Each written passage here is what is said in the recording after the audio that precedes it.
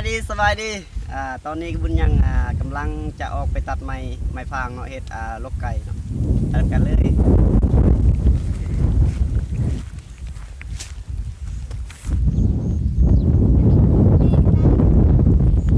ธรรมศาสตร์บ้านนาเฮาทางนั้นเป็นบ้าน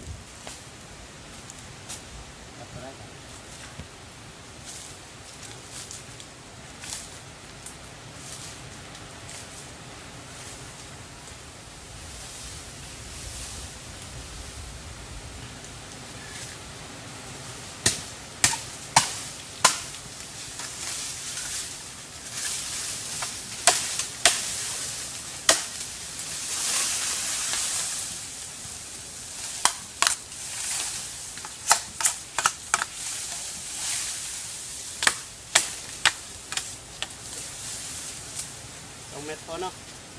จักเละ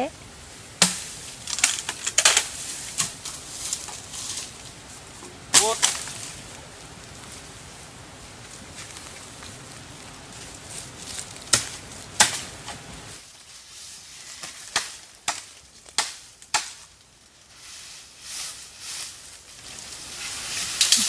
หน่อยคน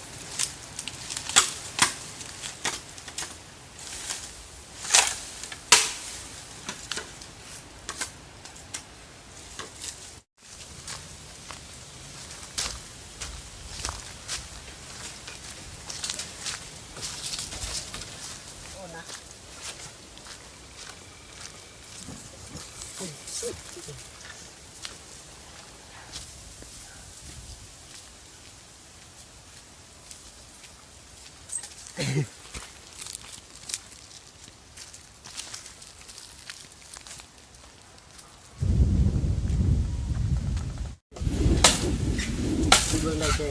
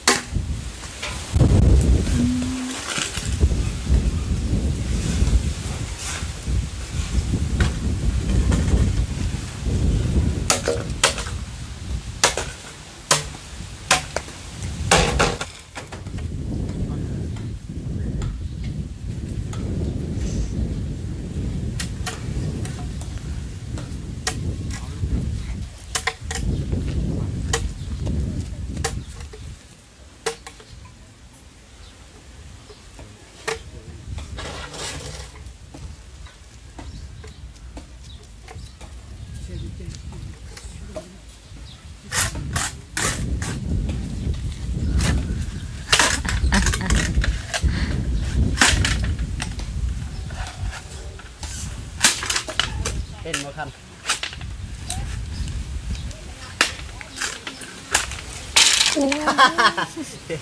เกือบคันก็น้ำดาวไปเลยนี่ควัดจนได้คุณครับเป็นคนหล่อเฮ็ดหยัง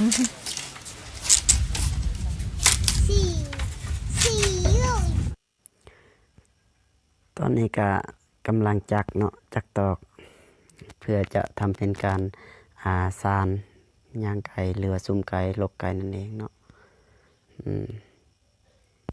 ก่อนที่เราจะซานนี่ก็ล้านสาวเนาะ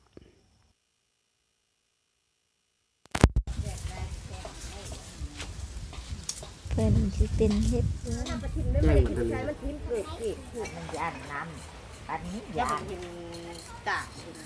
ตากเพิ่นแต่ตัดผมจะพาเพิ่นแต่มันบุซอยไป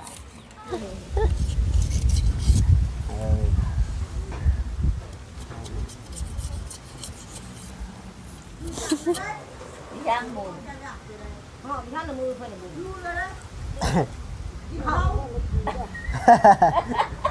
กินข้าว ปั้นให้มันปั้นเองมันว่ากินข้าวอิ่มก่อนแม่จะให้ลูกอยู่รอปั้นเอารถว้าวปั้นแล้วคุยเอาอันนั่นก็เลือบมองๆเลยตายเน่ามัน ด้วยเอาแกงนั่นนะ ช่วยเอาแกงลบเลยไอ้น้องเลยปั้นเลย อยาก อยากเด้อ ยังมัน เพิ่นอยากได้รถเจ้า ไอ้เบิ่งให้เด้อเบิ่งคนมาถามมาตี เลี้ยงพาเด็กถูกตัวได้จะล่างไปเท่า บอกว่ามันมาบิดเบิดเลย มันบิดมันทับไป นั่นแหละ บ่ได้ดอกเจ๊ อย่าแต่มันดึงทรายแนวอื่น ใช่เป็น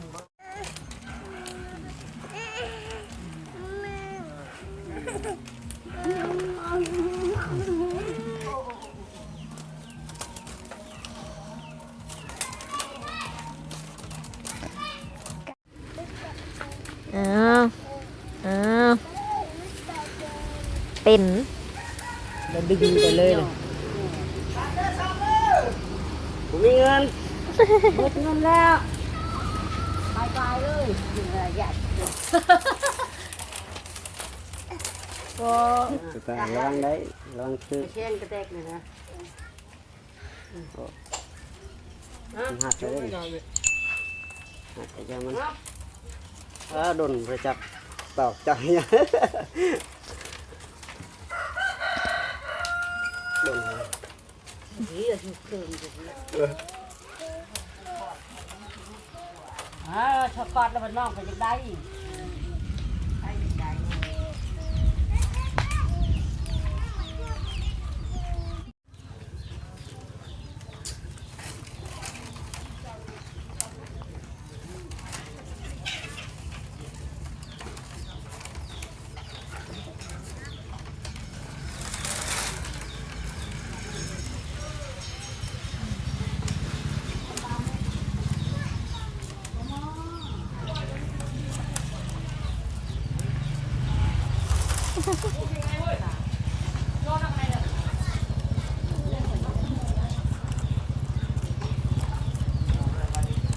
ได้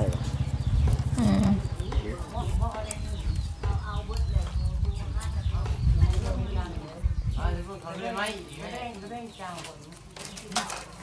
อ่อน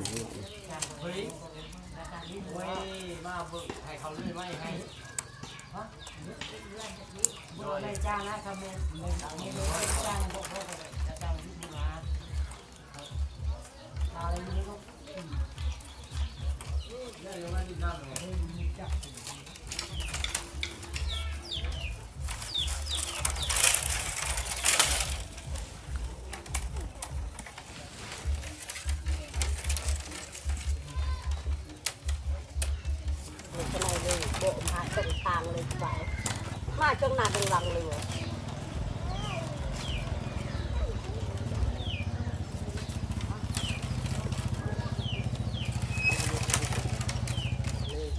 แบบนี้เลยครับ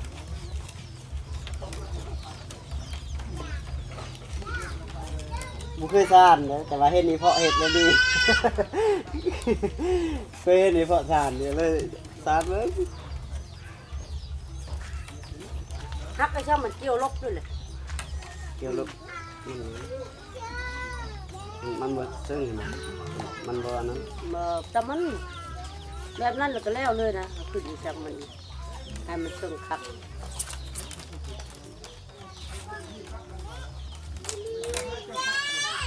ไม่ใช่ เอ้ย ใช่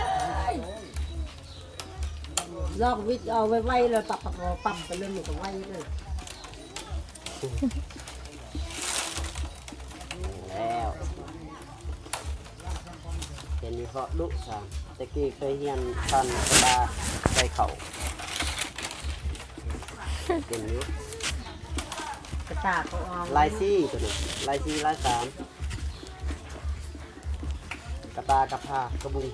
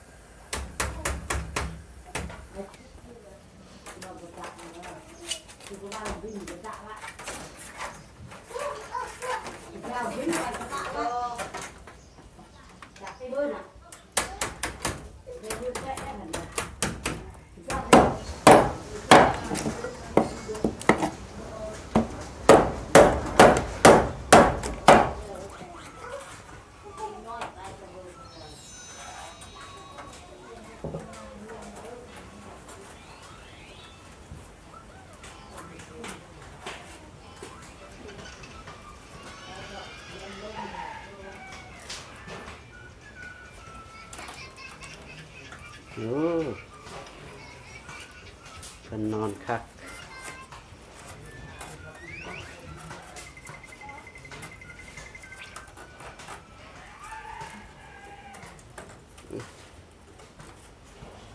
โอ้สูงขึ้นสูงขึ้น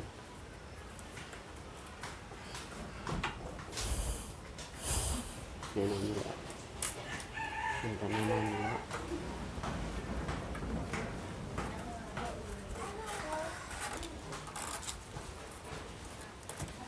เน็ตสาแล้ว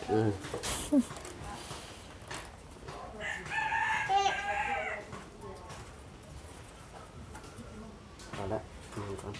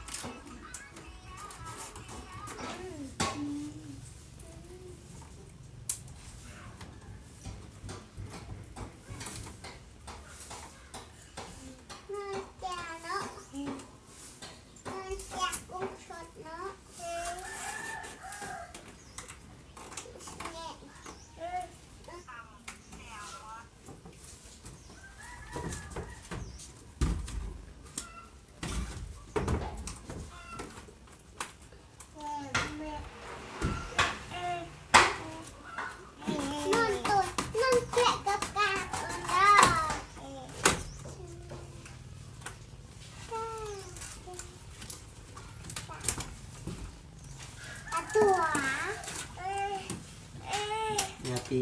น้องตีน้องไหม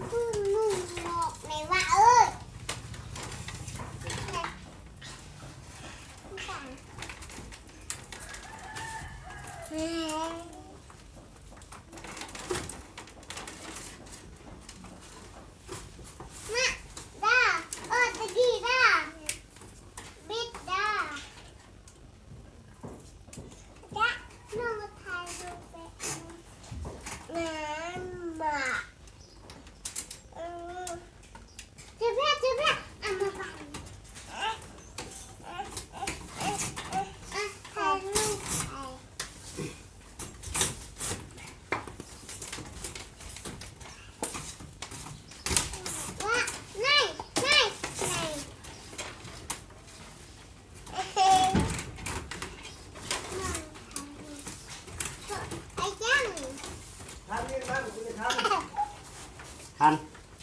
เอามาเลย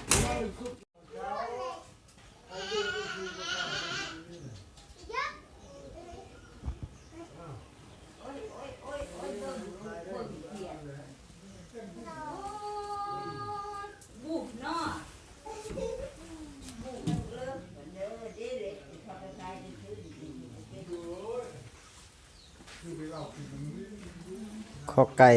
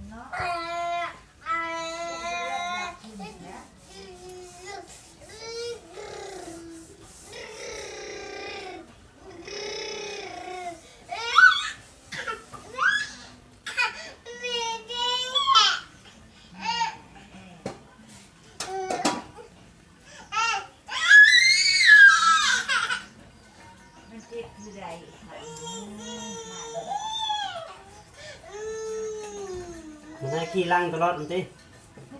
เมื่อยละหมูของพามาเฮ็ด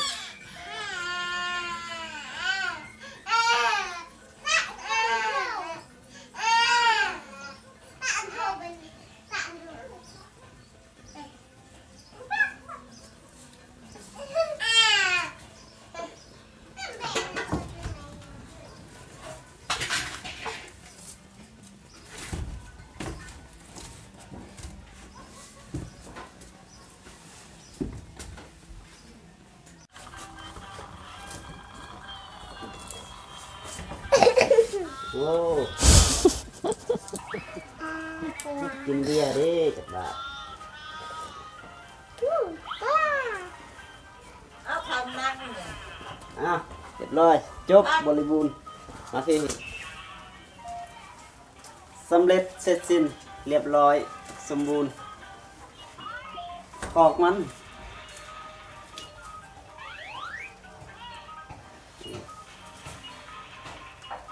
จบ